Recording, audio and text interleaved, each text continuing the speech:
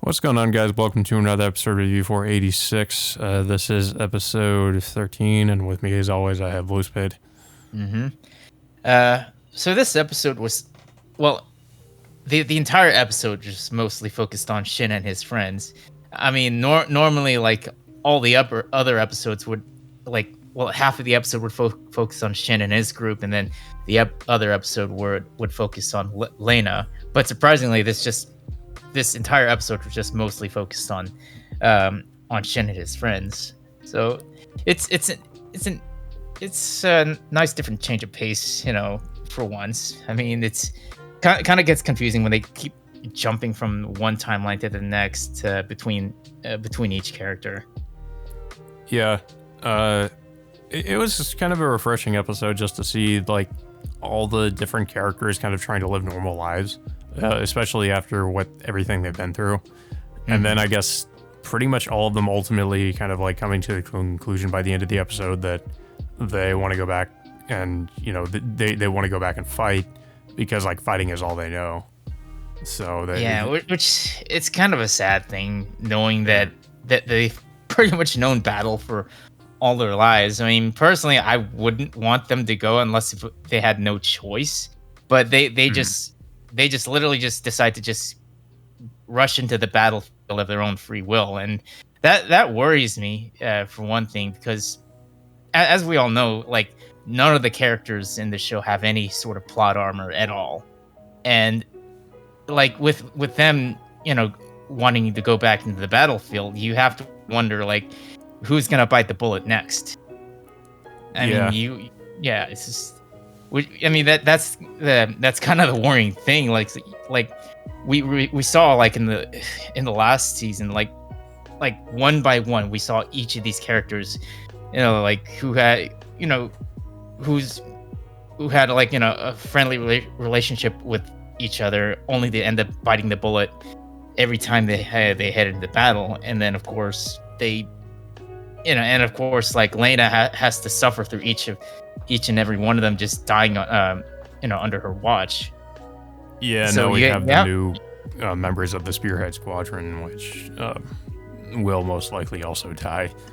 Mm-hmm.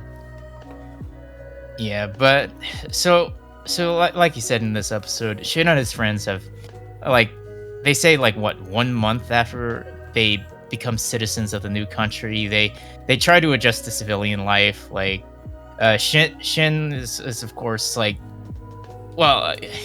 he's still himself, for one thing, personality wise, but he ends up befriending, like, I think another guy, like, he meets in the library, and they end up having a friendly chat with each other. And the guy that's the Shin befriends, saying that this guy wants to join the army in order to provide for his family, because, like, he's trying to provide for himself and his sister, who's pretty much, like, living on their own, for one thing. And of course, they're struggling to make ends meet because of, like, the lack of money that they're making.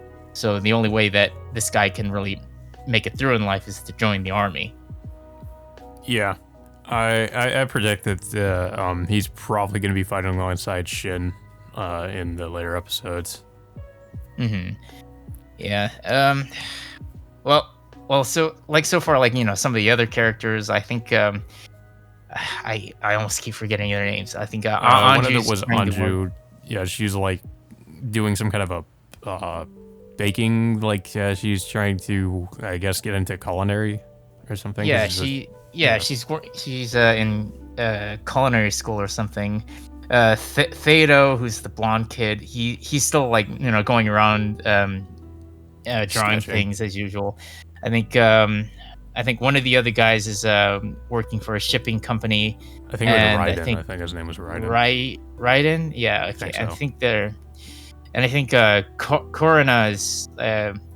she's just mostly walking around, like, shopping for stuff. But at the same time, all of them, like, have PTSD of what they endured at the last season. I mean, you can clearly see, like, Kurina's expression when she sees one of the mechs walking by during, like, some sort of, like, Christmas themed parade or something like that.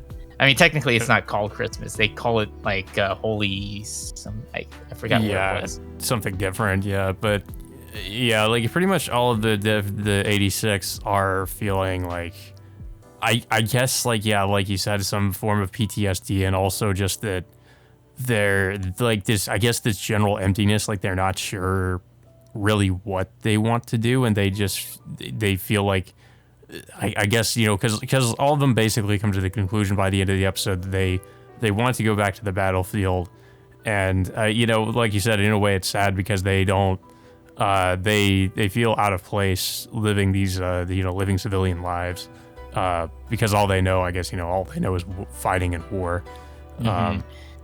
Yeah, and Shin at one point has this nightmare of like seeing all of his dead comrades symbolically having their heads removed and then apparently becoming slaves to the Legion. So you have to wonder. It's kind of like, similar to like what we saw in the opening with those characters holding their heads and like having like flowers replaced with their heads.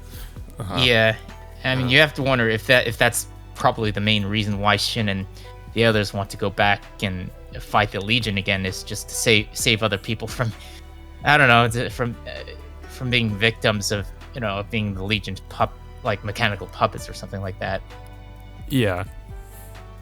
Yeah, and we do get more scenes with I forget what the girl's name was, like the little sister character, Frederica. Yeah, she kind of like tags along with Shin, and there's more interaction with her.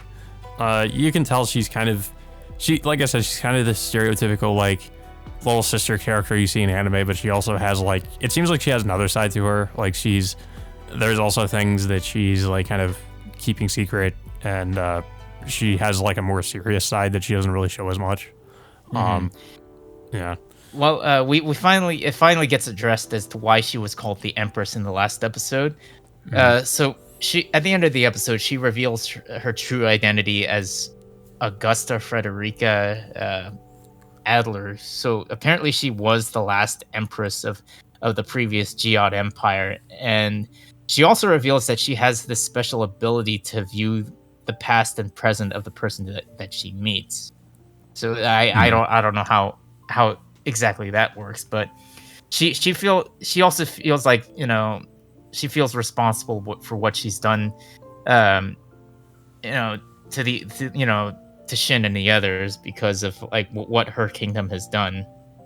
Yeah, I was saying like she kind of like feels like she created the Legion in a way or something like that. So she feels responsible. So she basically asks if she can go with them back to the battlefield. And then of course they talk to Zimmerman about it, who is initially against it, but eventually just concedes. So yeah, like all of them are pretty much just going back to war against the Legion.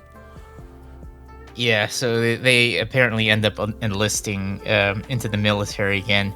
And another reason why Frederica wants to join them is she asks Shin to help her free her friend or knight named Kiria, who's been turned into a Legion shepherd himself.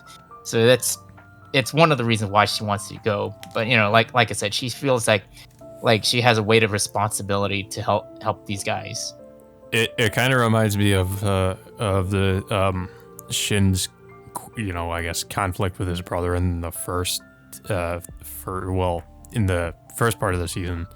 I guess this might be a similar situation with Frederica trying to free this person who's technically part of the Legion now. Yeah. So that's pretty much the episode. But I'm still curious to if they're gonna end up picking up after this, or if we're gonna have an entire episode next week dedicated to Elena. I kind of hope so, considering she wasn't in this episode at all. So yeah, I kind of like to see how what's going on with her and the new squad, especially the new squadron, because we really haven't gotten a lot of screen time with the new members of the Spearhead Squadron. We've only seen like some brief scenes with them. And the only one that really stands out is that one woman. The other members we don't really know anything about.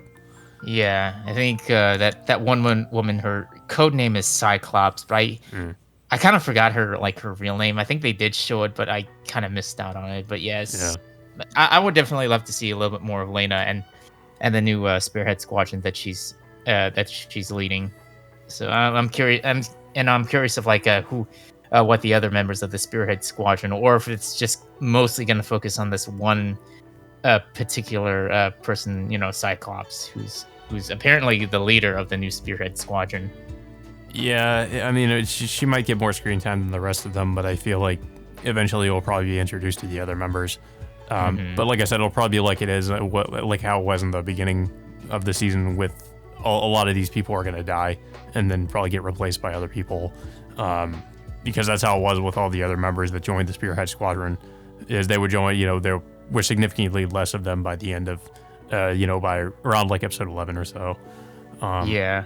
So yeah, but yeah, I thought this was a good episode. It was, like I said, it was pretty different because it was just showing the 86 trying to live normal lives, and ultimately coming to the conclusion that they really can't. So yeah, I thought that was an interesting aspect of their, of their character to tackle.